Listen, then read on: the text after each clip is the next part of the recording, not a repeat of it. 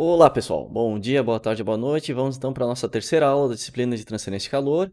E hoje, ainda dentro do tópico de condução, a gente vai ver condução de calor em regime permanente, certo? Algumas simplificações e modelos que a gente pode utilizar para resolver problemas que caem dentro dessa categoria. Então, vamos lá. Bom, eu coloquei um pouquinho de texto, né? Como eu falei, né? Transferência de calor é uma disciplina das chaves da engenharia, então é uma disciplina um pouquinho mais pesada. Vocês vão ter um pouco mais de paciência nesse formato remoto. As aulas vão ser um pouco mais longas, né? Na análise da transferência de calor, muitas vezes estamos interessados na taxa de transferência de calor através de um meio sob condições de temperaturas superficiais permanentes. Então isso acontece muitas vezes, né? Eu quero saber o quanto que um isolamento predial ou isolamento de uma tubulação numa caldeira, por exemplo, está perdendo de calor. Aquilo ali, às vezes a temperatura na superfície externa do tubo, interna, se mantém constante por muito tempo. E a temperatura ambiente também vai variar ao longo do dia, mas para aquele intervalo que eu estou estudando ali, de 1 hora, por exemplo, não tem variação. Então a gente pode entrar nessa simplificação de temperaturas superficiais permanentes pelo tempo de análise. Então a gente tira todo aquele termo em função do tempo, né, da derivada. Esses problemas podem ser resolvidos facilmente sem envolver nenhuma equação diferencial através da introdução de um conceito de resistências térmicas. Então a gente vai ver essa analogia à resistência elétrica. Espero que vocês estejam em dia aí com a parte elétrica, né? A gente vai ver o equivalente de resistência elétrica em resistências térmicas. É uma simplificação que a gente vai usar e funciona muito bem essa analogia, né? Então, eu lembro que no estudo do doutorado a gente estudou um concentrador solar, no meu doutorado, e teve um colega que estava fazendo mestrado, ele fez um estudo de perda térmica daquele concentrador usando resistências térmicas, né? Nessa analogia de resistência elétrica. Então, é utilizado, é bem utilizado isso, especialmente quando quer ter só uma estimativa, né? Não quer ter exatamente o valor que vai perder ao longo de um transiente do dia inteiro, tu quer ter uma estimativa daquilo ali para uma condição, provavelmente a condição pior de perda térmica. Então vamos lá. Ah, Vamos pegar essa parede como exemplo, né? Eu tenho uma parede onde o ambiente interno está a 20 graus homogêneo, né? A parede inteira está, e o ambiente externo está a 3 graus. Então eu tenho uma perda de calor, né? Aqui, uma taxa de transferência de calor, o meu Q ponto aqui, ah, na direção, né, da parede do espaço interno para o externo, né? Eu tenho essa perda térmica. E eu tenho um gradiente bem elevado a uma espessura fina da parede, né? Essa parede aqui, ela, vamos dizer que tem uma espessura pequena, e eu tenho aqui dentro 20 graus e aqui 3 graus, né? Em regime permanente, se essas temperaturas não mudam, a gente vai ter esse perfil linear do gradiente de temperatura, né? Então a gente vai ter a condução de calor ocorrendo no sentido normal à superfície, devido ao gradiente de temperatura, como a gente viu, né, usando o termo um pouco errado, mas a força motriz da transferência de calor, né, o que faz ocorrer a transferência de calor é a diferença, o gradiente de temperatura, a diferença de temperatura. E a gente vai simplificar isso para uma condição unidimensional. Eu não preciso saber o quanto que vai ter em Z e em Y, né? Porque é homogêneo em Z e em Y. Eu não vou ter transferência de calor nessas duas direções, só em X.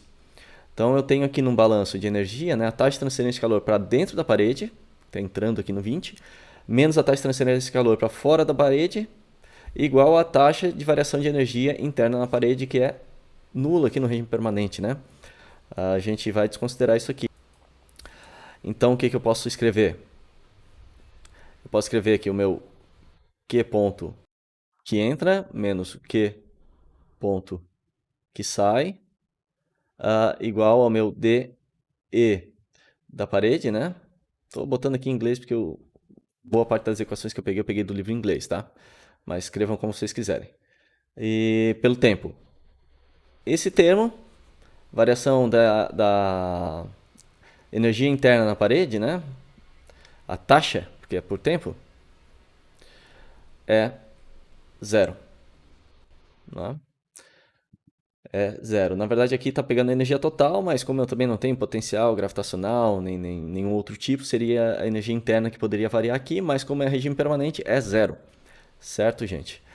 Ah, a taxa de transferência de calor através da parede deve ser constante para esse caso de regime permanente, né? Então eu tenho que essa taxa de condução através da parede plana é proporcional à condutividade térmica média, à área de seção transversal da parede e a diferença de temperatura, e inversamente proporcional à espessura da parede, né? O que quer dizer? Se eu aumentar a espessura da parede, reduz a taxa e diretamente proporcional ao resto, que é o que está aqui, né? Q da condução na parede menos Ka dt dx em watts, né? Por isso que a gente está trabalhando em taxas, joule por segundo. Ok? Então, vamos ver aqui. O que eu vou fazer para esse caso de parede plana? Eu vou integrar para x igual a 0 até L, né? Joguei o dx para cá, integrei o meu dx de 0 até L, e aqui, nesse outro lado da equação, que eu deixei o Ka dt, eu integro de T1 até T2, certo? Fazendo as integrações e reordenando as equações, nós temos isso aqui. Q ponto de condução na parede, wall, igual a K a T1 menos T2. Ah, professor, cadê o sinal, né? O sinal que estava aqui na frente. Eu inverti o T1 e o T2, né? Para eliminar esse sinal aqui da frente. Sobre L em watts. Ok? Então aqui eu tenho a taxa de transferência de calor na parede, regime permanente, parede plana, né? Unidimensional, várias simplificações.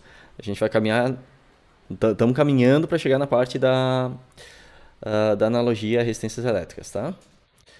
Então vamos lá.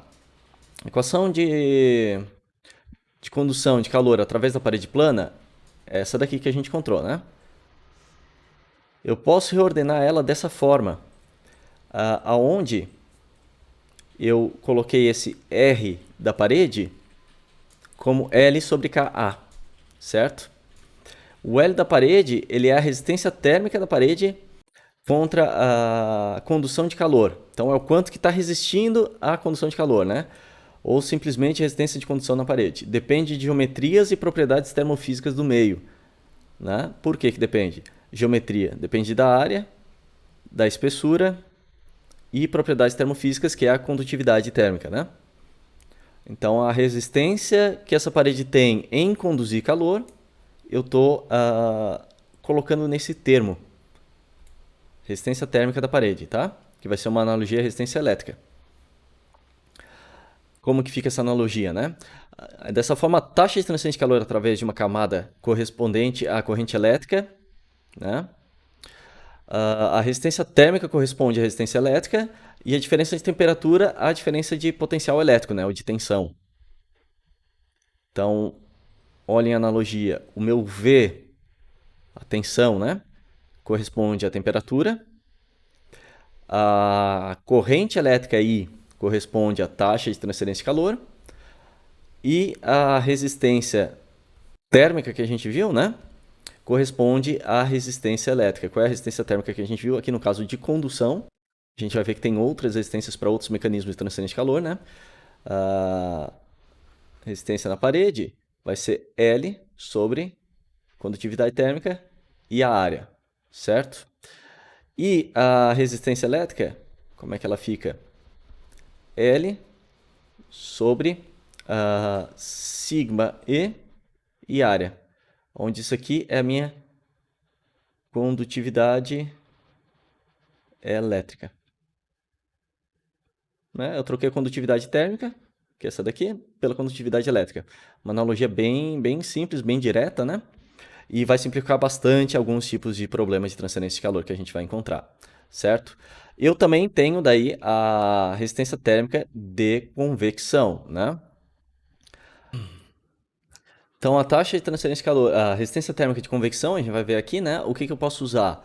Como a gente viu lá na primeira aula, a taxa de transferência de calor de convecção, eu posso aproximar utilizando a lei de Newton de resfriamento, né?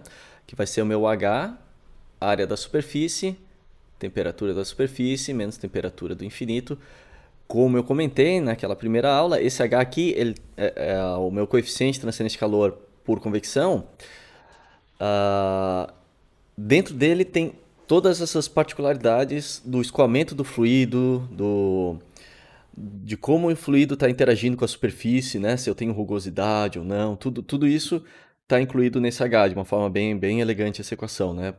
E esse H, daí, isso aqui que já vai ser mais complicado da gente encontrar, né? Vão ter correlações empíricas, semi-empíricas, a gente pode usar para encontrar esse meu H. Mas, por enquanto, a gente vai usar esse H como valores dados, né? Valores típicos para as condições de uma parede, uma temperatura, o vento forçado ou não, né? A gente usa valores típicos para isso. Isso a gente vai ver em mais detalhes quando entrar na parte de transferência de calor por convecção. Por enquanto não, né? Então aqui eu tenho a lei de Newton de resfriamento e a gente vai ver daí que eu posso fazer uma analogia bem parecida, né? Olha como é que fica. Q de convecção, Ts menos T infinito, né, que é o que está aqui. Ts é a temperatura da superfície. Temperatura do infinito é a temperatura do meio fluido que está escoando aqui nesse outro lado, né? Por onde eu tenho a convecção acontecendo aqui. Vamos dizer que aqui eu tenho o escoamento de um fluido. Pode ser convecção natural, forçada, isso a gente vai ver em mais detalhes depois. E daí a minha resistência vai ser como? Né? 1 sobre HAS. Percebam que se eu colocar aqui embaixo 1 sobre HAS, o H e a área de superfície vai lá para cima, né? Na equação. Porque é 1 sobre alguma coisa, ele vai lá para cima, multiplicando o Ts menos T infinito. Certo? Então, por isso que eu coloquei ele dessa forma, que é R de convecção 1 sobre HAS. O que acontece? Se eu tenho uma convecção muito forte, muito elevada, vamos dizer que eu pego água e eu estou com uma mangueira jorrando água num sólido quente, né, numa chapa quente aqui, aquecida, e eu estou jorrando aqui em cima, eu estou criando uma convecção que, dependendo da simplificação que a gente pode usar, ela está tendendo ao infinito. O que acontece se o meu H tende ao infinito? Olhando aqui, né? O meu R de convecção ele vai tender a um valor muito baixo, por um valor muito baixo. Isso faz com que daí a minha temperatura da superfície fique aproximadamente a temperatura do meio infinito. Então, se eu falar num problema lá, estou molhando com fluido, né, com uma velocidade muito elevada e tal, vocês não precisam ir lá no livro procurar qual que seria o coeficiente de convecção para esse caso específico, né? Dependendo do exemplo, vocês podem falar, não, eu vou simplificar, como tem uma convecção forçada muito elevada num fluido e tal, eu vou considerar que o coeficiente de convecção tende ao infinito, por isso a minha resistência convectiva tende a ser muito baixa, né? Tende a ser nula, e as temperaturas daí vão ser iguais, porque eu não tenho resistência de convecção, não tenho resistência.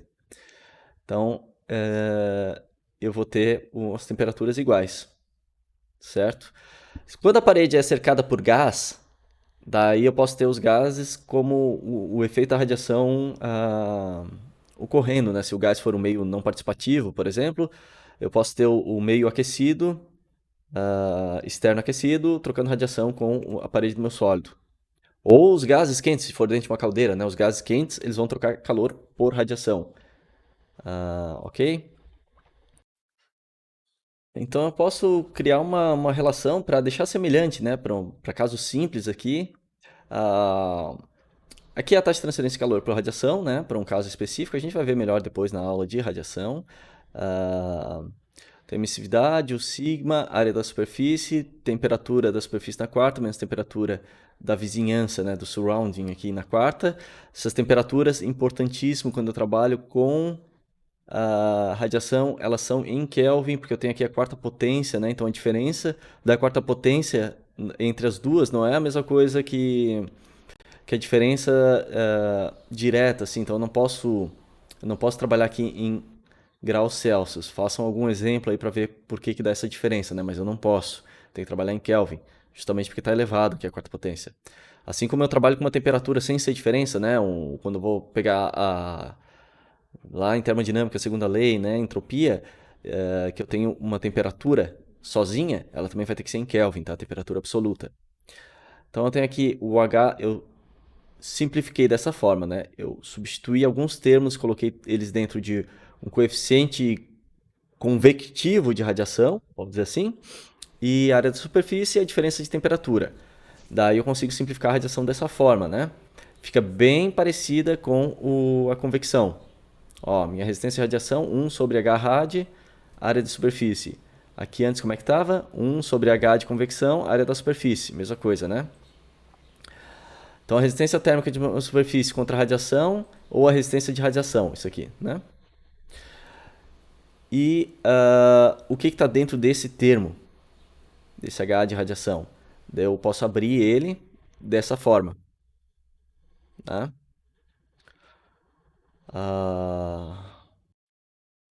Vejam o que a gente fez. A gente pegou ele aqui, né? Jogou isso aqui para o outro lado desse QRAD, dividindo aqui pelo QRAD, e eu consigo daí achar uma relação. O QRAD, Q.rad, né? É isso aqui. Então, isolando, eu consigo achar uma relação para o meu coeficiente convectivo de radiação, que vai ser essa daqui. Né? Então, como a gente pode ver, o coeficiente convectivo ele vai ter a temperatura influenciando, porque a temperatura afeta as propriedades do meio e está tudo ali dentro dele, mas geralmente ele não é tão dependente da temperatura quanto o da radiação. Então, vão ter casos que a gente pode usar essa simplificação, mas quando as temperaturas são muito diferentes, daí já começa a complicar um pouco, tá? Quando a temperatura aqui do meio, do infinito, é muito menor, por exemplo, que a temperatura da vizinhança, né? Para o caso de radiação, daí já começa a complicar um pouquinho, tá, gente? A gente já não pode usar essa simplificação, ela é um pouco mais limitada. Se eu tenho convecção e radiação juntas, né? As resistências à convecção e à radiação são paralelas entre si, como mostrado na figura. Então, olha só, eu vou ter uma resistência que vai pela parte de convecção e uma pela parte de radiação. Elas já não são mais em série, como a gente viu uma parede com convecção, né? Aqui eu, por exemplo, aqui eu tenho uma resistência de condução aqui dentro da parede, de condução, que vai estar em série com uma de convecção ou uma de radiação, mas a convecção e radiação estão em paralelo, né? Como mostra essa figura.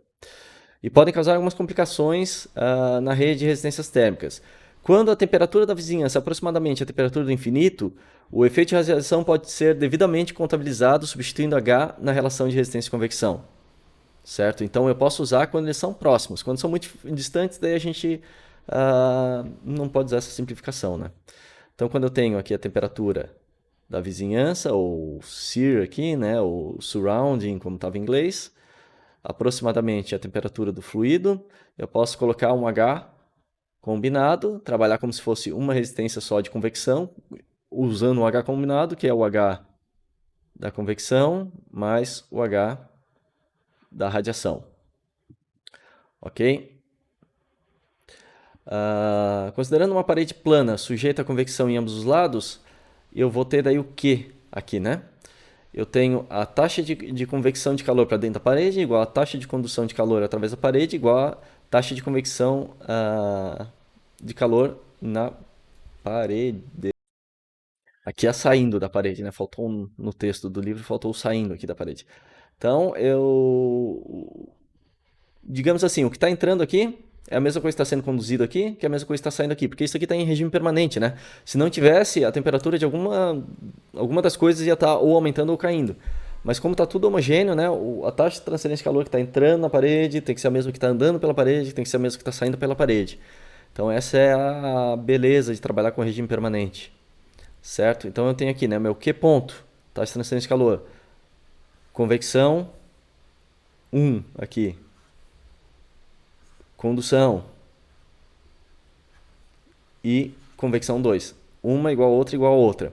Isso vai simplificar bastante, então se a gente sabe qual é a temperatura, bom, estou me adiantando, mas se a gente sabe qual é a temperatura aqui e aqui, a gente consegue encontrar as temperaturas nas superfícies, a gente consegue encontrar a temperatura em qualquer ponto dentro da parede, né? Então a gente consegue encontrar bastante coisa usando isso.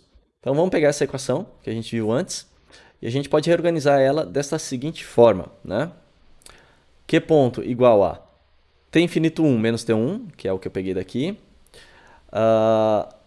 1 sobre H1A, como eu falei, né? Se eu estou colocando 1 sobre alguma coisa aqui embaixo, esse H1A, ele iria para cima, né? Então, eu só repeti essa equação, colocando isso aqui para baixo como 1 sobre H1A, certo? Vou fazer a mesma coisa aqui.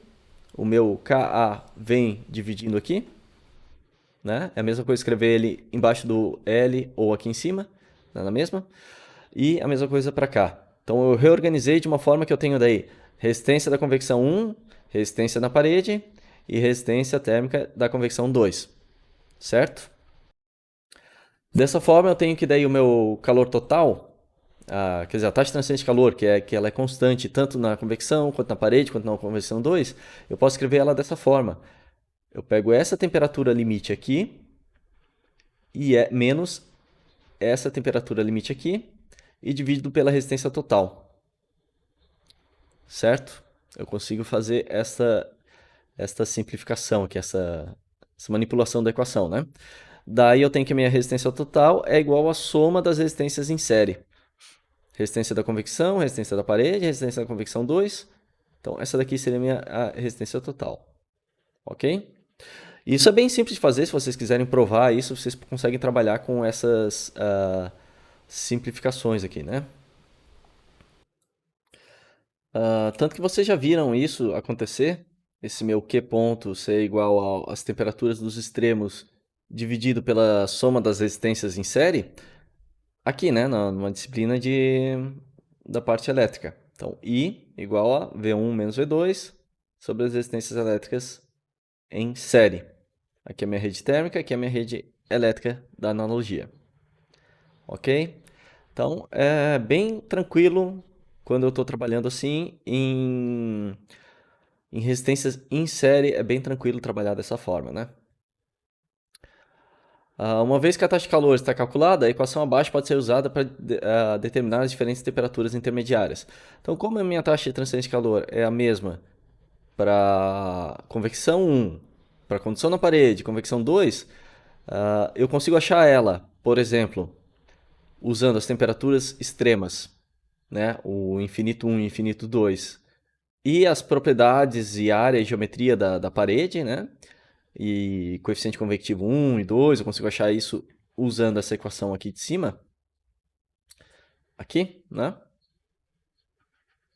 Então, se eu achei esse meu Q ponto, sabendo as temperaturas e as resistências térmicas, né? Eu consigo daí depois encontrar as temperaturas intermediárias. Por exemplo, eu jogo meu Q ponto aqui, eu encontro nesse primeiro trecho aqui, eu encontro meu T1. Daí se eu usar o Q ponto igual a T1 menos T2 L sobre Ka, eu encontro o quê? Meu T2, porque o T1 eu encontrei no passo anterior. E se eu vier pelo outro lado, eu também encontro meu T2, se eu vier direto por aqui. Mas independente de quantos elementos tenha, quantos isolamentos tenha na parede, né, se está tudo em série, é bem tranquilo encontrar as temperaturas intermediárias, né? Então aqui a gente tem um resumo, né, do que foi visto. A taxa de transferência de calor como função das duas temperaturas extremas e convecção, parede e convecção. Naquele caso simples de uma parede e convecção dentro e fora, né? Então as resistências térmicas estão em série e a resistência térmica equivalente é determinada simplesmente pela adição das resistências em série, dessa forma. Opa.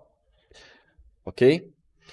Notem, olhando essa equação aqui, que depois que eu calculei a taxa de transferência de calor, né, se eu estiver usando ela para um caso genérico aqui, Q ponto igual a T1 qualquer, menos T2 sobre R12. Para qualquer 1 e qualquer 2 que eu tenha intermediariamente dentro desse conjunto em série. Né? Vamos dizer que eu tenho convecção, parede, outra parede de convecção. Né? 3 conduções ali com paredes diferentes. Para qualquer um que eu pego, eu posso usar essa relação. Então percebam, né, que se eu rearranjar isso aqui da forma genérica, eu posso escrever assim: ΔT igual a Q ponto vezes R. ΔT 1, 2, por exemplo, 1, 2. Sendo 1, 2 qualquer ponto 1 e ponto 2 que a gente encontrar, né? Não necessariamente os do exemplo. Então, o que que eu tenho aqui? Que a queda da temperatura através de qualquer camada é igual à taxa de transferência de calor vezes a resistência térmica, né? Então, quanto maior for a resistência térmica, maior vai ser a queda de temperatura, né? Para uma taxa de transferência de calor já calculada entre dois pontos, né? Com o número X de resistências em série. E eu quero saber qual é a queda de temperatura entre um ponto aqui e outro qualquer, sendo que esse meu Q ponto já foi calculado, né? A queda de temperatura vai ser maior quanto maior a resistência térmica e vice-versa, né? Faz sentido, né? Quanto maior a resistência, mais eu vou ter uma queda de temperatura ali. E quanto menor, mais próximo vai ser a temperatura dos dois lados, que é mais fácil, né? Digamos assim, ocorrer essa condição. Algumas vezes é conveniente também a gente trabalhar usando a seguinte definição, assim, que é ponto igual a U a delta T, onde esse meu U é o coeficiente global de transferência de calor, né? O A vai ser igual a 1 sobre a resistência, certo? E aqui a gente consegue ver o exemplo que eu falei ali, onde eu tenho a queda de temperatura através de qualquer camada é igual a taxa de transferência de calor vezes a resistência térmica desta camada, né? A gente pode ver aqui. Então eu tenho aqui uma resistência maior, 15 graus Celsius por watt. Se a resistência é maior, meu ΔT deve ser maior. Olhando aqui, ele realmente é, né? O 3 é maior que o 2, então aqui eu tenho uma queda maior do que aqui. Ok? Então isso vocês podem usar essa lógica só para ver se não fizeram nada errado no exercício, conferir se faz sentido a resolução, né? Quando eu tenho multicamadas, como é que fica, né? Mesma coisa. Eu tenho a resistência total igual a resistência da convecção 1, mais a resistência da parede 1, mais a resistência da parede 2, mais a resistência da convecção 2. Né? São paredes com condutividades térmicas diferentes. Vamos dizer que eu tenho aqui uma parede externa, aqui a parede de alvenaria e aqui eu tenho um isolamento, né? Na verdade, o isolamento teria a maior diferença de temperatura. Esse aqui seria o isolamento e aqui uma parede de outro material, né? A bolinha aqui. Então, eu consigo modelar da mesma forma, né? Com resistência em série, bem tranquilo. Né? Meu Q ponto ainda vai ser o T1 infinito. Cadê? T1 infinito menos T2 infinito sobre o R total, que é só a soma das resistências em série. Ok? Uma vez conhecido o calor Q ponto, a temperatura em qualquer superfície pode ser obtida, né, como eu já falei antes, desta forma. Se eu quero saber em qualquer I e J, eu consigo encontrar. Eu tenho que partir de algum lado, né? Porque geralmente eu sei qual é essa temperatura e essa na hora de resolver esse problema. E eu sei quais são, por exemplo, o H2 eu conheço, o H1 eu conheço, meu K1 eu conheço, meu K2 eu conheço. E daí eu consigo calcular, né? Porque eu sei qual é a área de superfície da parede, né? Então eu consigo calcular o Q total. Mas daí eu tenho que caminhar de algum lado para encontrar as temperaturas intermediárias. Por exemplo, do infinito para cá, para encontrar primeiro a 1, depois a 2. E a 3 eu também posso ir por esse lado, ou a 3 eu posso começar direto desse lado para cá, para encontrar a temperatura 3. Uma dessas temperaturas eu tenho que saber para poder calcular a outra. Porque eu sei qual é meu Q e eu sei qual é a minha resistência intermediária, né? Entre I e J. Ok? Bom, eu também posso pular direto daqui para o 2, né? Eu só vou ter que usar o R total entre o 1 infinito e o 2. Daí que eu uso a temperatura do infinito 1 e aqui a temperatura 2. Eu posso pular direto para lá. Também posso fazer. Eu posso encontrar em qualquer ponto, assim, dessa forma. Bem fácil esse procedimento. Temperatura na interface T2 entre duas paredes pode ser determinada a partir de... como eu falei, né? Aqui embaixo eu coloco daí o R total, R da convecção 1 mais R da parede 1. Daí eu consigo encontrar, usando desse ponto até esse, a minha temperatura na interface entre as paredes. Certo? Para achar T1, para achar T2, para achar T3. Depois vocês olhem com calma para ver se entenderam. certo? Vamos fazer um exemplo, então. Considere a parede com 3 metros de altura e 5 metros de largura, como está ali na figura. 0,3 metros de espessura. O condutividade térmica, K, deixa eu escrever aqui o que não tem. K igual a 0,9 watts metro Kelvin. Em um determinado dia, as temperaturas na superfície interna e externa são 16 graus e 2 graus, respectivamente. Determine a taxa de perda de calor através da parede nesse dia. As duas paredes são mantidas a temperaturas especificadas, né? Então, durante aquele intervalo que eu estou estudando, as temperaturas aqui não variam consideravelmente, então eu posso considerar em regime permanente, né? Então, eu tenho que determinar essa taxa de transferência de calor. Quais são as suposições que eu vou fazer? Regime permanente, né? Como as temperaturas são mantidas praticamente constantes. 2, 1D, taxa de transferência de calor unidimensional, ok?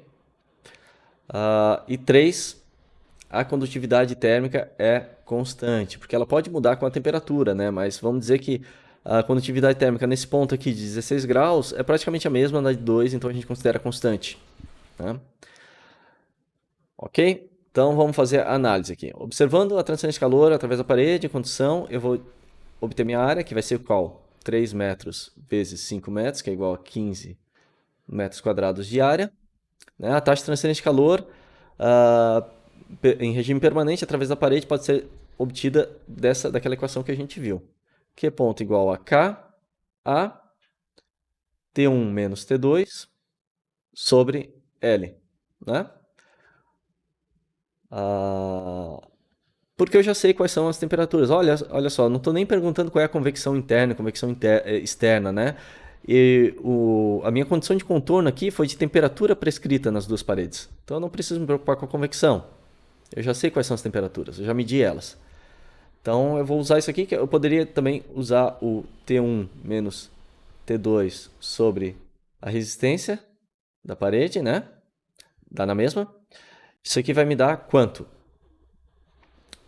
0,9, depois vocês põem as unidades, tá? Vezes 15, da parede, que é a área da parede. Aqui em cima eu tenho 16 menos 2 graus Celsius e 0,3 metros. O meu Q ponto vai ser igual a 630 watts. Ok? A gente também poderia ter feito utilizando a resistência térmica, né? Que seria como eu coloquei ali em cima, só repetir aqui, Q ponto igual a ΔT da parede dividido por resistência da parede. Ok? Se eu fosse fazer dessa segunda forma, né? Minha resistência da parede, qual que vai ser? L sobre KA. Só para ficar bem claro, a gente vai fazer dos dois jeitos. Isso vai ser 0,3 sobre 0,9 watts por metro Kelvin, né? Graus Celsius ou Kelvin, tá mesmo? E 15 metros quadrados. Então eu vou ter a resistência da parede 0,02222 graus Celsius por watt. Se eu jogar no Q, ponto, né? Eu vou ter ΔT sobre R, que é igual a 16 menos 2 sobre 0,02222, que vai ser igual a 630 watts. É o mesmo resultado porque é praticamente o mesmo desenvolvimento, né? É o mesmo desenvolvimento. Eu só utilizei daí a definição de resistência térmica que a gente fez, né? Que a gente obteve.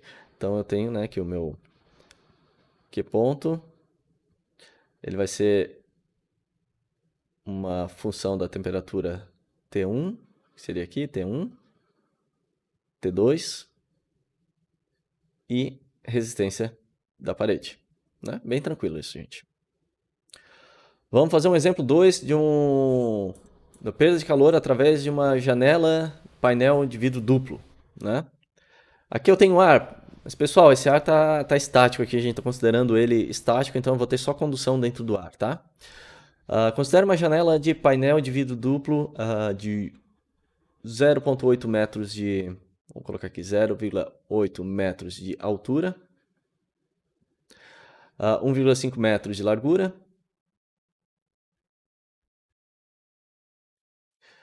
composta por duas placas de vidro, onde eu tenho aqui a condutividade do vidro K do vidro é igual a 0,78 watts metro Kelvin, e o K do ar estagnado é 0,026 watts metro Kelvin, ok?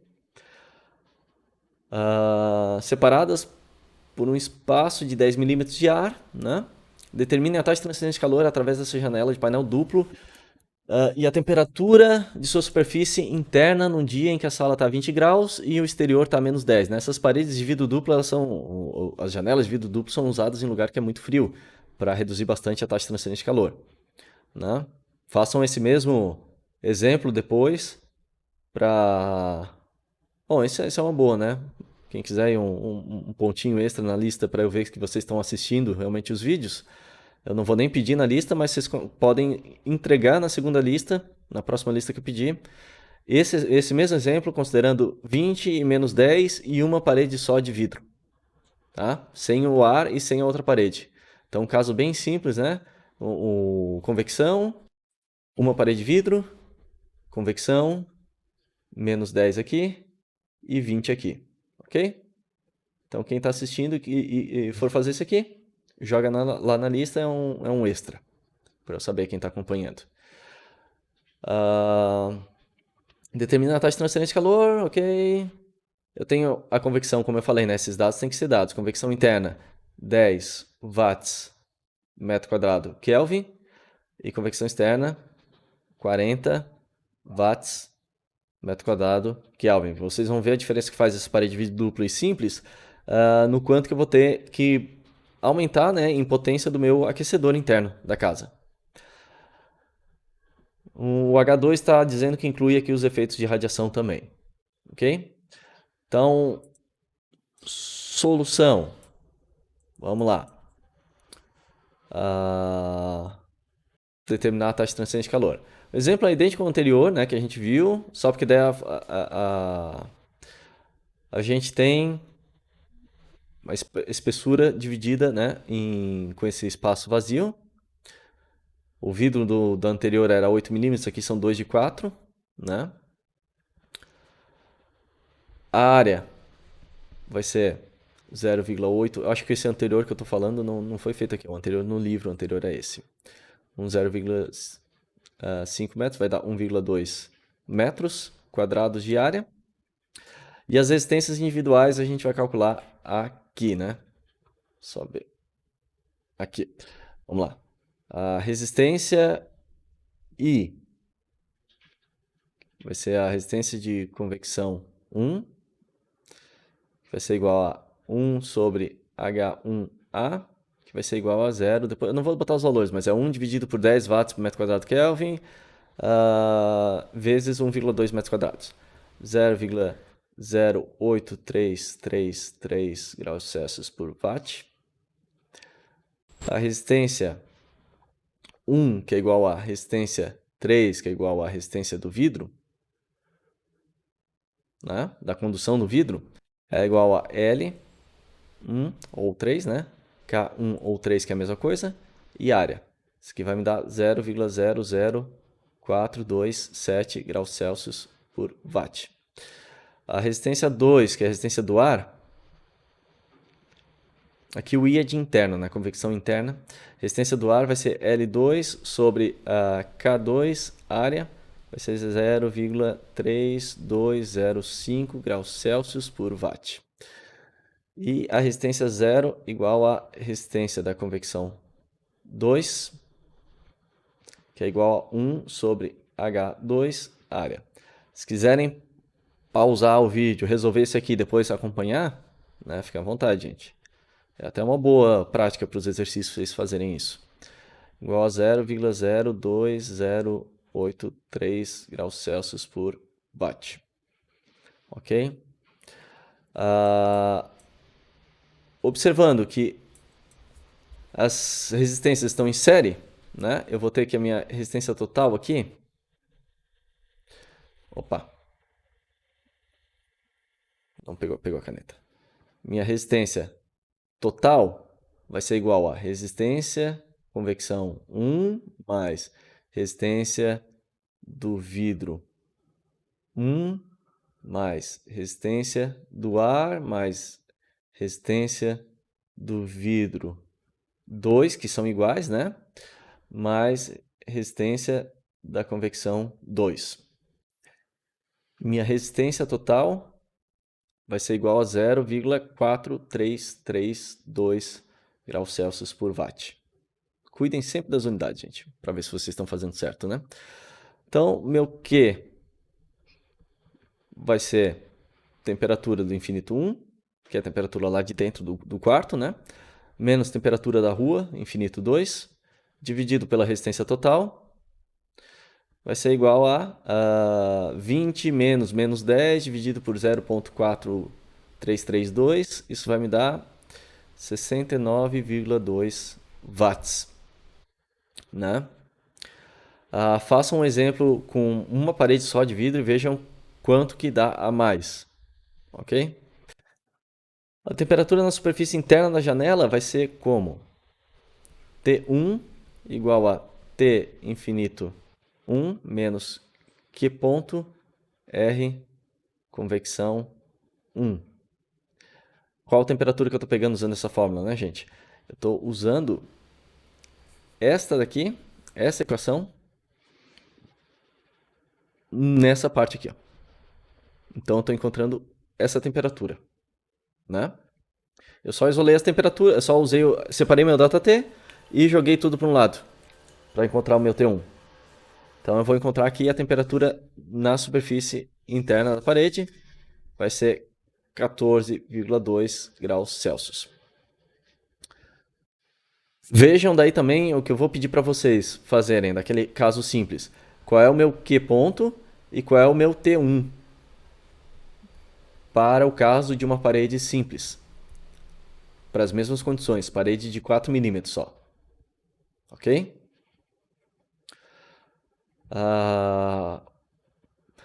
Como a gente viu ali, a gente viu o sistema sanduíche de duas paredes encostadas, né? Esse é o caso de contato ideal, tá? A gente vai ter, em geral, em casos práticos, uma resistência térmica de contato. Por quê? Porque as superfícies não são perfeitamente usinadas, as superfícies têm picos e vales, e ao encostar uma na outra, né? O que a gente vai ter é bolsões de ar que vão ficar ali no meio. E esses bolsões de ar, eles vão servir como uma resistência térmica de contato, né? Uma resistência adicional. Então, na análise de condução de calor através de múltiplas camadas de sólido, adotamos o contato perfeito na interface de duas camadas. Então, considerou-se que as superfícies estão perfeitamente lisas e produzindo contato perfeito em cada ponto. Na realidade, a gente vai ter rugosidades, né? E essas rugosidades, elas variam absurdamente dependendo do tipo, né? Se é aço polido, se é ferro fundido, isso vai mudar muito a rugosidade. Lacunas de ar, tamanhos variados, que funcionam como isolamento térmico, né? Um isolamento de bolsões de ar, em virtude da baixa condutividade térmica do ar. O ar ele tem baixa condutividade térmica quando ele está nessas condições, né, de estático, que daí eu tenho só condução. Agora eu posso ter altas taxas de transferência de calor se eu tenho ar em movimento, daí no coeficiente convectivo. Mas em termos de condução térmica, né, o ar parado, ele funciona como isolante térmico, né? Por isso que a gente tem o isopor como um bom isolante térmico. Eu tenho vários bolsões de ar ali dentro. E daí eu tenho essa resistência térmica de contato, né? É um conceito que vai entrar como uma resistência adicional, onde aqui é o caso que a gente estava considerando, né? Contato perfeito, temperatura igual à temperatura dessa superfície com essa, iguais, né? E aqui eu vou ter daí um caso de contato real, imperfeito, né? Eu vou ter em um certo ponto uma temperatura média desse fluido vai começar a baixar e aqui eu vou ter não é descontinuidade, né, gente? A gente está trabalhando com casos de contínuo aqui, tudo macroscópico, né? Nada a nível molecular. Mas eu estou dizendo que olha como variam as linhas de temperatura aqui, né? Para o caso médio, eu vou ter isso aqui. Eu vou ter uma temperatura decaindo até chegar nesse ponto 2 e aqui continuar, né, o gradiente linear, que é o que a gente espera. A transferência de calor através da interface é a soma da transferência de calor através dos pontos de contato sólido e das lacunas nas áreas em que não há contato. Pode ser expressa dessa forma. Q ponto igual Q do contato e Q do vazio, gap aqui, né? Também pode ser expressa da forma análoga à lei de Newton do resfriamento, como dessa forma, né?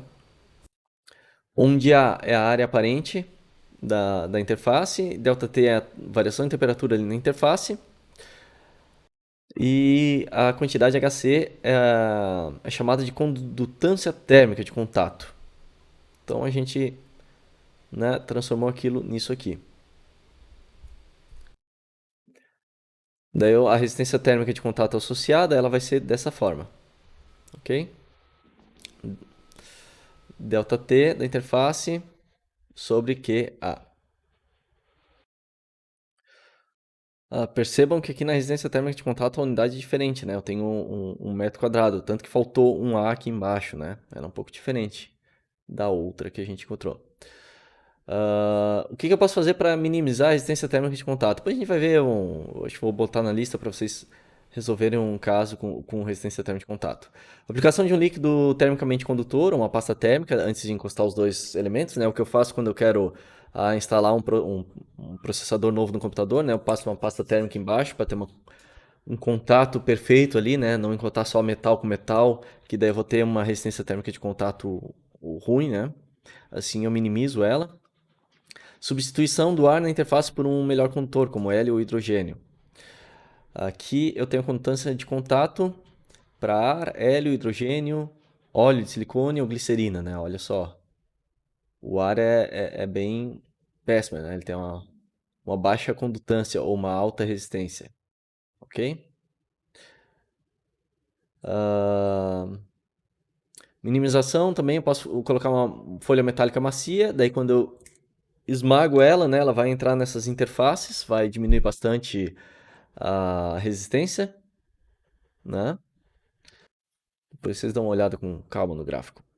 Vamos fazer então um exemplo aqui. Espessura equivalente de resistência de contato. Então a gente quer saber qual é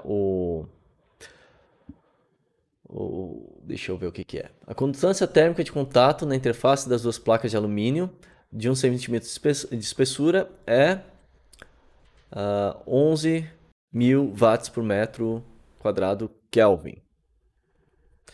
Então aquele meu HC igual a 11.000 watts metro quadrado Kelvin. Determine a espessura da placa de alumínio cuja resistência térmica é igual à resistência térmica da interface entre as placas. Ok? Então eu vou transformar esse caso aqui, onde eu tenho uma interface entre duas placas, por uma camada equivalente de alumínio. Vamos ver como é que seria isso aqui. A condutividade térmica do alumínio, a temperatura ambiente é K do alumínio 237 watts por metro Kelvin. Observando que a resistência térmica de contato é o inverso da condutância térmica, a resistência térmica de contato é, né? Minha resistência térmica de contato é 1 sobre Hc. Então vai ser 1 sobre 11.000. Vai ser igual a 0,909 vezes 10 a menos 4 metro quadrado Kelvin watt. Eu quero que vocês prestem bastante atenção que esse R que a gente põe aqui não é exatamente igual ao outro R, né? Eu tenho uma unidade de metro quadrado aqui, tá? Se eu pegar por unidade de superfície também, por área, o meu R equivalente, né, a resistência térmica de placa plana por unidade de área, né? Eu poderia colocar até aqui sim, ó, gente, para não confundir. Um R, duas linhas, significa que é por área, tá? Vamos mudar isso aqui nos outros slides. Eu mudei lá para ficar salvo para vocês, para ficar bem claro, né? Que é por área diferente das outras resistências. Então, isso aqui para placa plana seria L sobre K. Né? Até porque a resistência aqui, se não for por unidade de área, né? Minha resistência térmica de parede, a normal, é L sobre Ka, né? Então a diferença quando eu ponho duas linhas é porque ele é por unidade de área, tá? E L é a espessura da placa, K é a condutividade térmica do alumínio. Então, se eu fizer um igual ao outro, eu consigo achar qual é a espessura equivalente de placa de alumínio que corresponderia a essa interface. Então, bom, estou igualando esse R com esse aqui, com RC, né? O R aqui, R duas linhas da parede e o R duas linhas C. Eu vou ter que L igual a KRC. Né? Porque eu tenho aqui RP duas linhas, igual a RC duas linhas, igualei eles. Daí eu isolo aqui o meu L. Isso vai me dar uma espessura de parede de 2,15 centímetros, que é o que está aqui no desenho. Então a interface entre duas placas oferece tanta resistência na transferência de calor quanto uma placa de alumínio de 2,15 centímetros de espessura. Isso é bastante, né? Bastante. Abrindo ali para o alumínio, né? Interessante notar que a resistência térmica de contato, nesse caso, é maior que a soma da resistência térmica de ambas as placas. Né? Porque eu tenho duas placas de 1 centímetro, se essas duas também são de alumínio, né? Alumínio, a resistência térmica de contato chegou a 2,15 centímetros. E a soma das duas placas de alumínio é 2 centímetros. Então ele passa a ter uma resistência maior do que as duas placas sozinhas. Vamos fazer um outro exemplo aqui, que é em casos de transistores. Né? Isso aqui eu também encontro como eu falei, né, em processador de computador, aí, esses Core i7, né, isso aí tudo. Eu tenho uma pasta térmica que é utilizada para reduzir a resistência térmica de contato.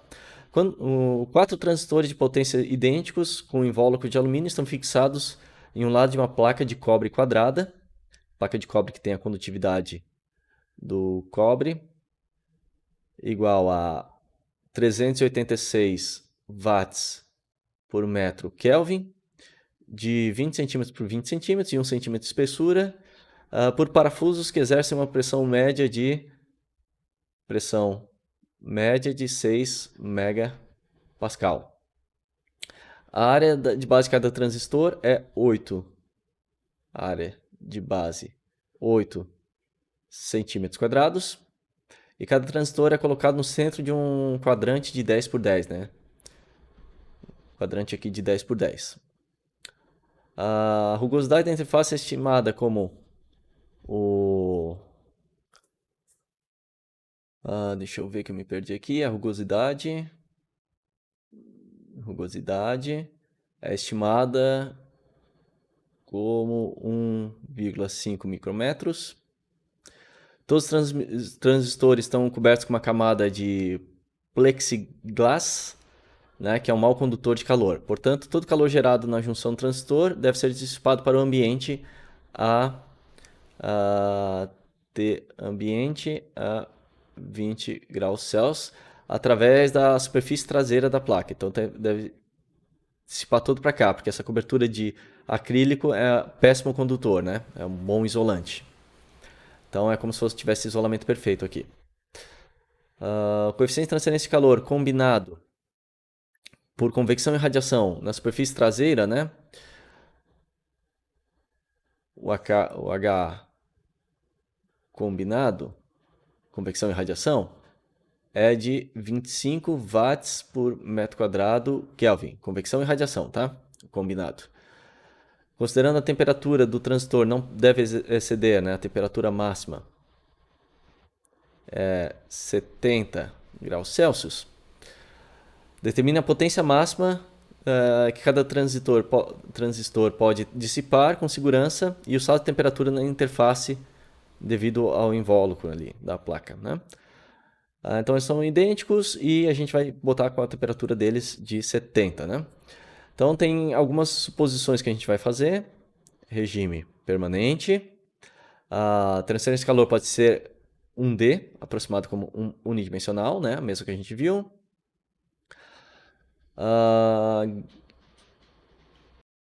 Todo calor gerado na junção é dissipado através do cobre, né? Então, calor vai pelo cobre. Então, vamos lá. Vamos ver quais são as propriedades. A condutância de contato, a gente pode pegar da tabela do livro 3-2, tá? Então ela vai ser a condutância de contato 42 mil watts metro quadrado Kelvin, ok? Eu vou deixar vocês buscarem essa informação na tabela no livro, que corresponde à interface de cobre e alumínio, cobre, alumínio, por causa de rugosidade de 1,17 a 1,4 milímetros. E pressão de 5 megapascal, que é a mais próxima do que a gente tem, né? Pressão de 5 megapascal. Pode ver que o livro ele pegou um valor aproximado, né? Então vocês também podem fazer isso quando for resolver, pegar um valor aproximado ali. A área de contato entre o invólucro e a placa é 8 centímetros quadrados, né? A área que eu coloquei lá no começo, 8 centímetros quadrados. E a placa plana de cada resistor, né? De cada resistor, ela tem uma área de 100 centímetros quadrados. Então, esse problema ele tem 3 resistências em série, né? Que é a minha interface, mais a condução do cobre, tá? Mais a condução do cobre, mais a convecção. Ok? Então eu vou ter, né? Interface, condução e convecção. Vamos achar a resistência de cada um deles. Resistência da interface vai ser igual a 1 sobre HC AC.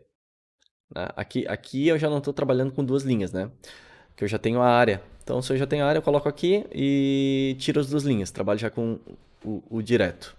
Vai ser 1 dividido, vou colocar os valores para vocês verem certinho, 42 mil, vezes a área, né, que é 8 vezes 10 a menos 4 metros quadrados.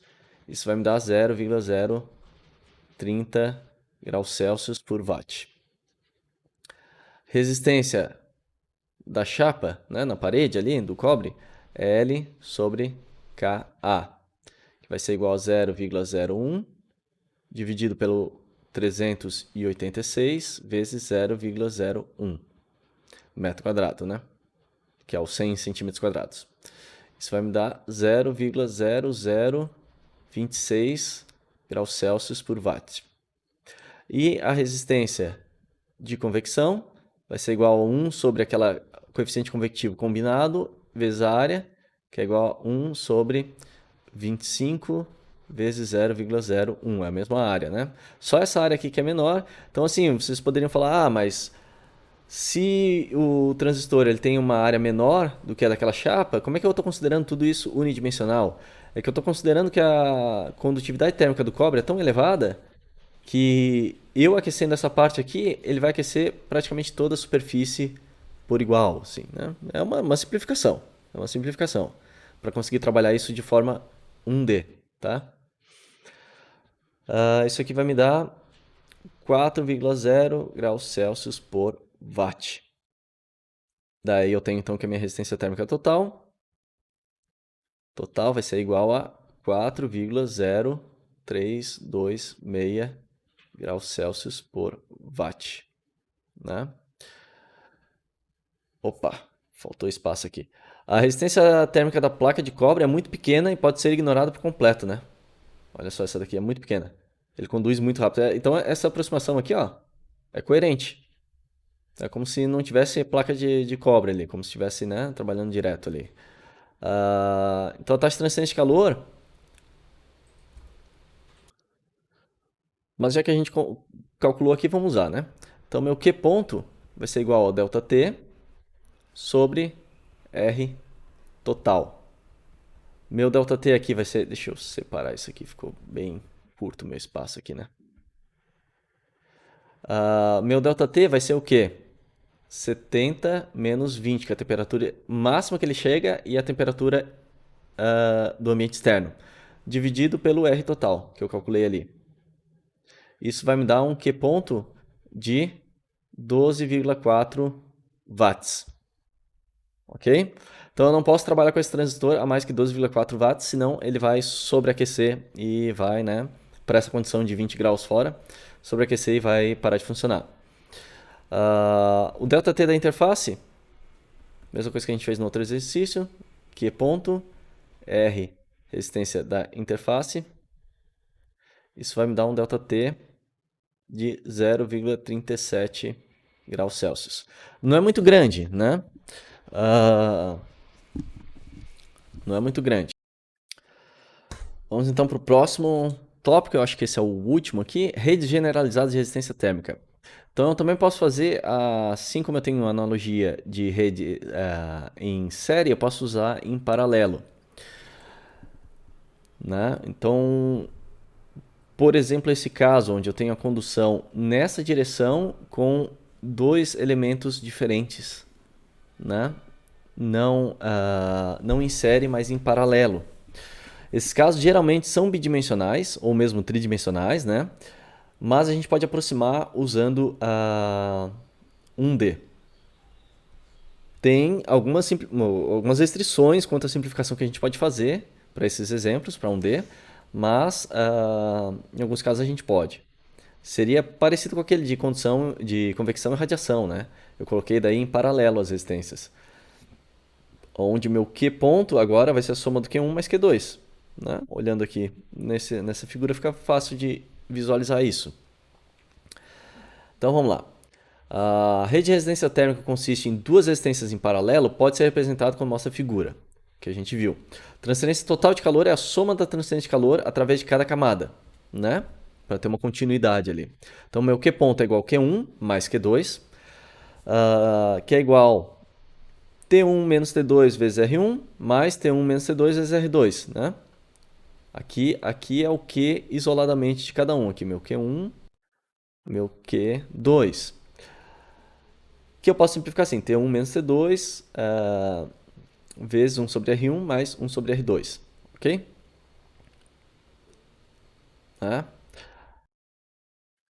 Eu não posso mais fazer aquele 1 sobre R total, né, agora. Vai ficar parecido, mas é um pouco diferente, olha só. Meu Q ponto, né? Para o Q ponto eu posso usar, né? T1 menos T2 sobre R total, mas agora o R total eu não posso fazer mais sendo só uma soma, né? Como é que vai ficar o meu R total? Ele vai ser 1 sobre R1 mais 1 sobre R2. Então o R total fica R1 vezes R2 sobre R1 mais R2. Certo? Não é só a soma do R1 mais R2 mais R3 mais R4, que nem era antes, em série.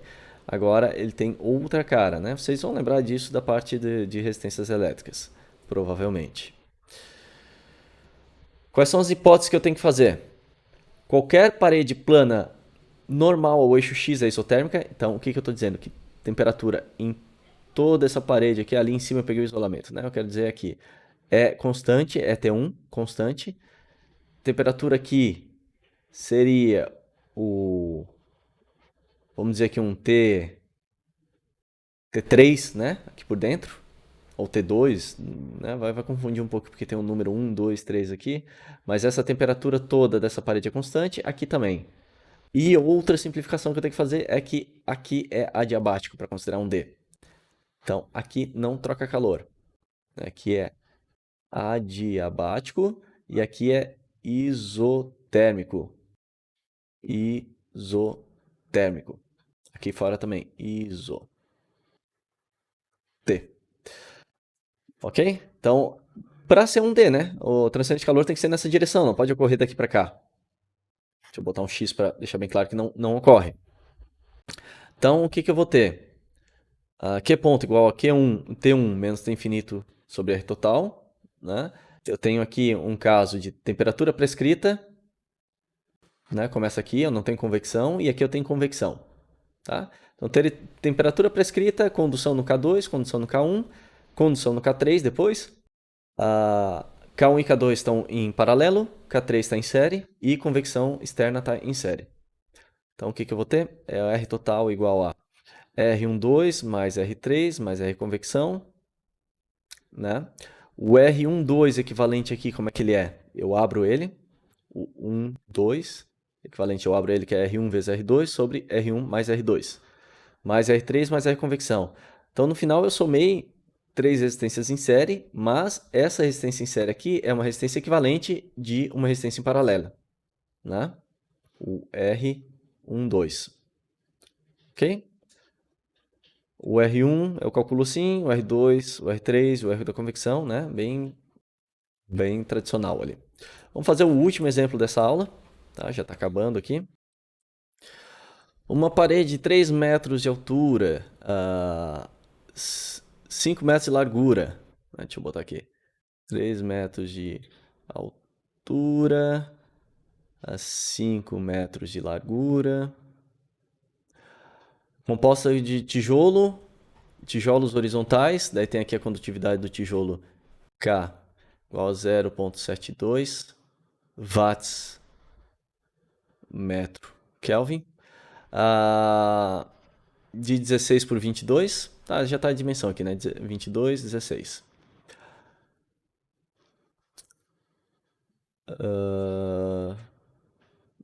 Seção transversal separados por uma camada de gesso. Então aqui eu tenho gesso, né? Ó, dentro aqui eu tenho tijolo, o cinza é gesso e o azul é espuma.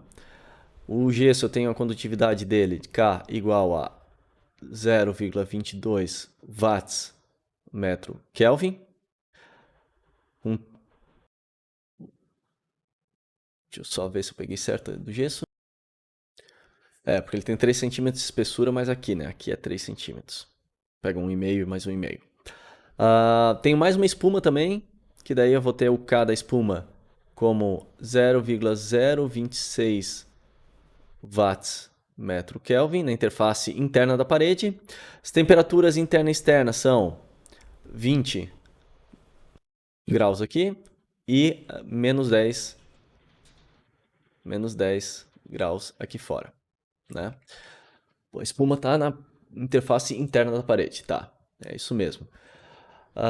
Os coeficientes transferentes de calor, por convenção, os lados interno e externo são o H1, deixa eu colocar aqui, igual a 10 watts metro quadrado Kelvin, e o H2 igual a 25 watts metro quadrado Kelvin. Considerando transferência de calor 1D, eu vou pegar esse problema e transformar para 1D, gente, simplificar ele. Qual é a taxa de transferência de calor? É isso que eu estou pedindo, né? Simplificação. 1, regime permanente. 2, né? 1D. 3, K constante. 4, radiação desprezível. Ok? São as simplificações que eu fiz. O que eu vou fazer? Eu vou pegar um bloco desse aqui, trabalhar com um bloco desse, transferência de calor 1D através dele, e vou ver como é que eu vou simplificar essas resistências. Então eu criei linhas adiabáticas. Essa daqui, essa daqui. Essas aqui é porque eu estou pegando só um bloco, né? Isso aqui se repete depois. Então aqui eu estou considerando como se fosse perfeitamente isolado. Aqui também perfeitamente isolado. Aí a taxa de transferência de calor eu calculo para essa área, né? Para essa área específica. E depois eu multiplico quantas vezes for para os outros tijolos, né? As outras partes. Deixa eu só ver se eu passei todas as propriedades. Passei, né? Então eu vou dividir dessa forma, gente. Eu tenho uma resistência I de interno, que é devido à convecção. Daí eu tenho todo um conjunto aqui de resistências em série paralelo que vão representar a minha condução nesse sistema de múltiplas camadas né, e sistemas em paralelo. E a última, que vai ser a convecção com O de out, né, de externo. Então, como é que eu vou calcular? Vamos fazer por partes, né? Primeiro, eu vou pegar o meu R I, que é o meu R da convecção interna, né? Ou 1, convecção 1 aqui, do H1. Como é que ele vai ser? Vai ser igual a 1 sobre H1 área. A área que eu estou usando aqui é a área total. Essa daqui, né? Ok? Então, meu RI vai ser igual a 1 sobre 10 watts por metro quadrado Kelvin, vezes 0,25, que tem 22, né? Mais 3, 25 centímetros aqui. Tem que converter daí. 0,25. 25 centímetros já é 0,25 metros quadrados.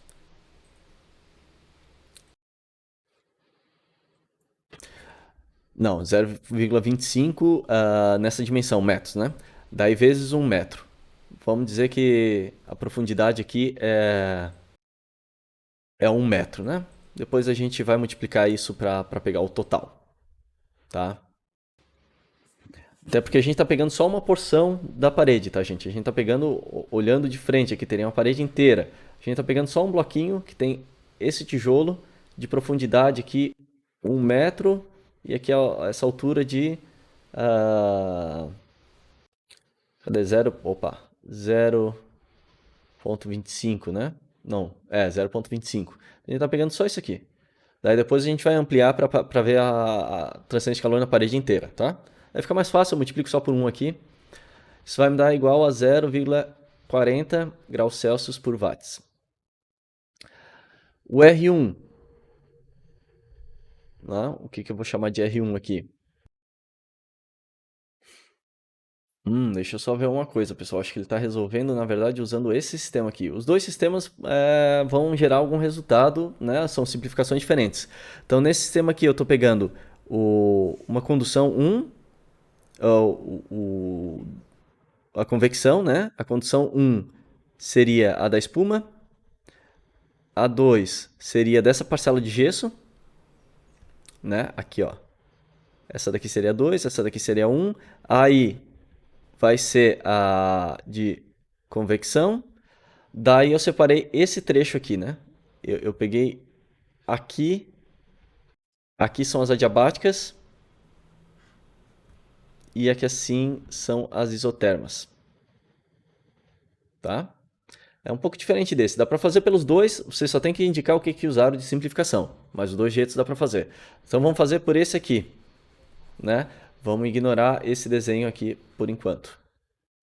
Daí o meu R1 vai ser igual ao R da espuma, que eu vou colocar o resultado final, né, que é L sobre Ka, que vai ser 4,26 graus Celsius por watt, né? Olha que é uma resistência bem mais elevada do que a da convecção, né? A convecção,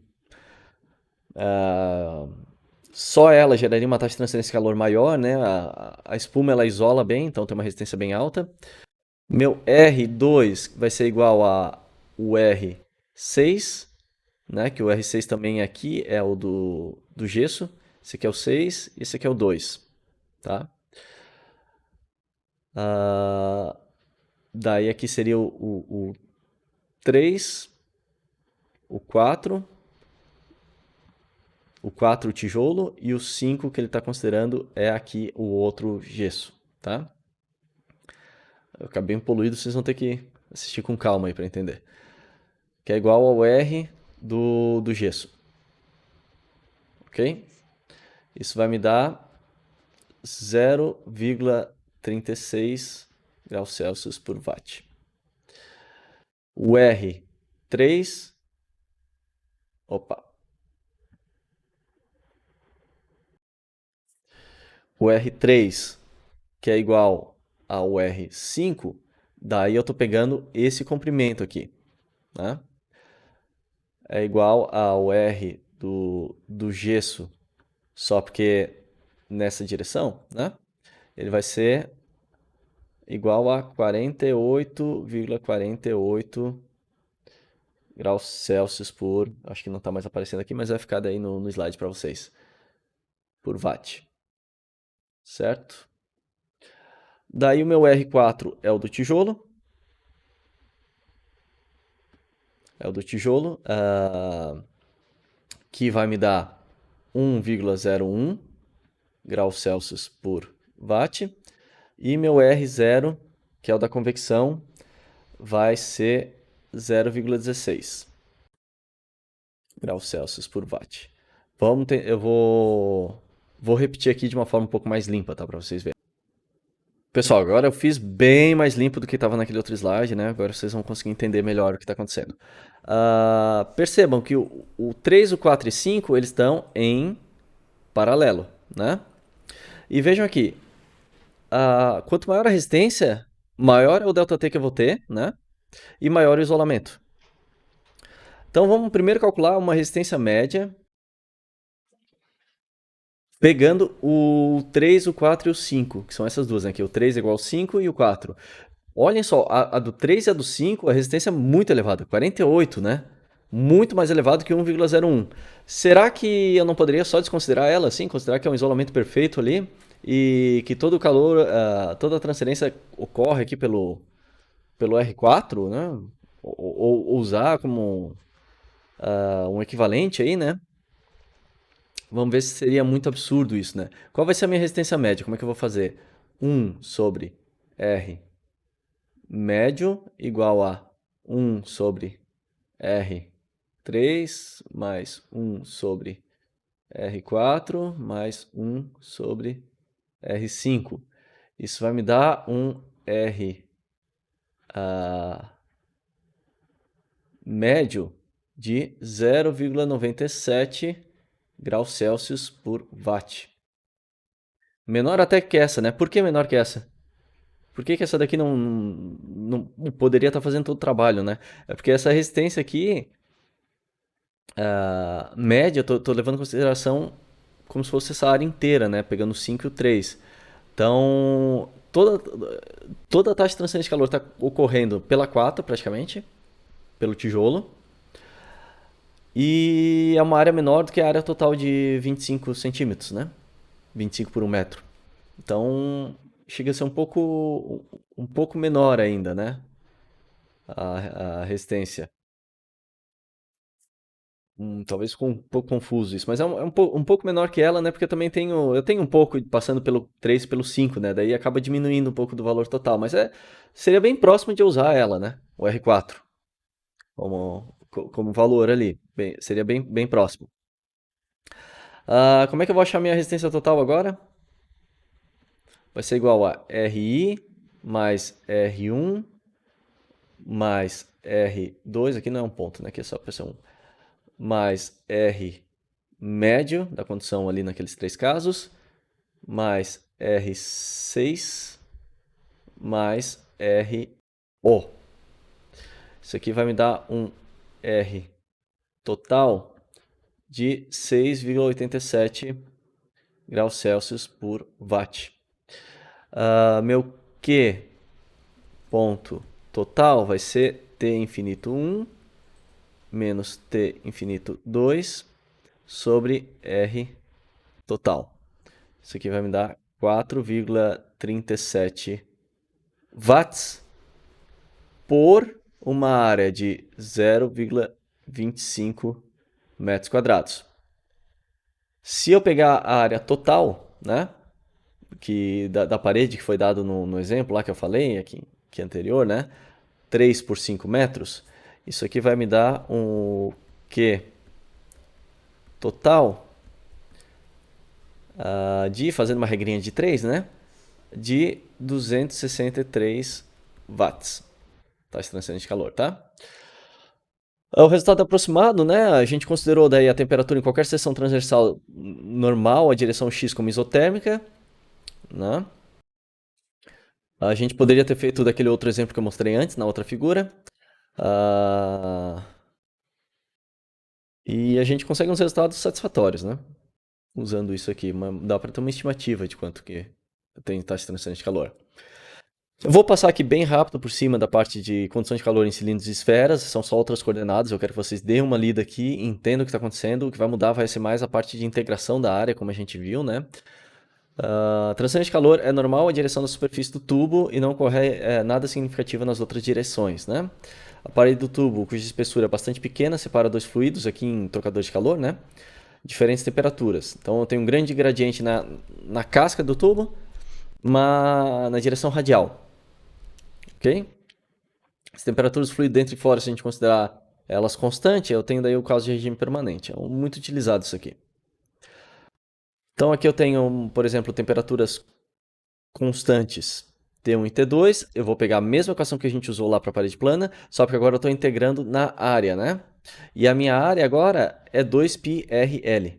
Então eu tenho uma variável ali dentro que vai variar, o RdR vai variar ali dentro, né? Daí eu chego nesta equação, né, para condução. O Q de condução no cilindro, eu chego mais ou menos na mesma cara, só porque agora a minha resistência do cilindro ela é diferente do que a resistência térmica para a parede plana. Ela vai ser assim, Ln de raio 2 menos raio 1, né, o raio de fora menos raio de dentro, dividido por 2πLK, ok?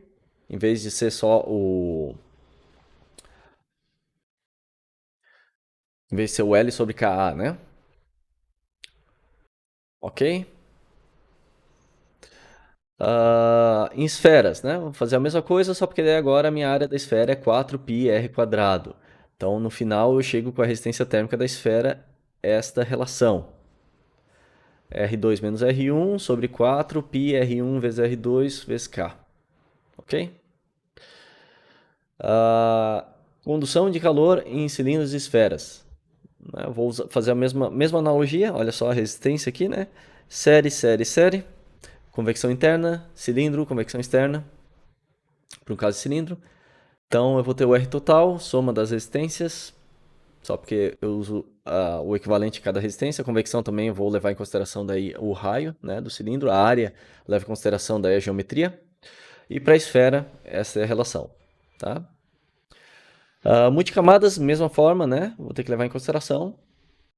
A única coisa que eu estou substituindo é o R que eu estava usando para a parede plana, eu vou usar o para cilindro ou para esfera. Certo? O que é o raio crítico de isolamento que a gente tem que ver, né? Para uma parede plana, quanto maior o isolamento, mais isolado vai estar.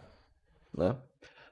Para um cilindro e para uma esfera, não necessariamente isso é verdade, porque quando eu aumento o raio, né? Imagina para uma esfera, eu coloquei uma camada de raio de isolamento, ele vai aumentar a espessura, mas vai aumentar a área de superfície, né? Na parede plana não aumenta a área de superfície, eu aumentei a espessura da parede, beleza, a área de superfície externa e interna se mantiveram, né? Eu aumentei só o L, só a distância. Agora não, agora se eu aumentei, eu coloquei um isolamento dentro, ele vai aumentar a área de superfície. Aumentando a área de superfície, dependendo da convecção que eu tenho, pode aumentar a taxa de transferência de calor, mesmo colocando isolamento, né? Então, para a parede plana, acrescentar mais isolamento sempre diminui a taxa de transferência de calor. Quanto mais espesso, menor vai ser a taxa de transferência de calor. E a área é constante. Para cilindro ou casca esférica, o isolamento adicional aumenta a resistência de condução, né? Mas diminui a resistência de convecção, porque eu aumentei a área externa. Então, vai depender do que predomina. Né? Qual o fator predominante para ver o que vai, se vai aumentar ou vai diminuir. Aqui eu tenho um exemplo de um gráfico, né, qualitativo, só para ver. Eu tenho um raio R1, né? Sem isolamento, eu fui adicionando isolamento primeiro, ele aumentou a taxa de transferência de calor, fez o efeito contrário do que eu queria, porque aumentou a área e aumentou a convecção externa. Até um certo ponto, daí depois continua caindo. Então, ou eu deixo sem isolamento, ou eu coloco mais isolamento do que isso aqui, para valer a pena. Né? Senão, eu tô tendo o efeito inverso. Eu aumentei o isolamento e aumentei a taxa de transferência de calor. Certo? E era isso que eu tinha para falar para vocês. Eu sei que a aula foi um pouquinho comprida, aí, né? Um pouco longa, mas é importante essa parte, né, de condução permanente. São simplificações que a gente pode usar em vários problemas mais simples, né? E é bem importante ter essa noção. Tá? Um abraço e até a próxima, pessoal.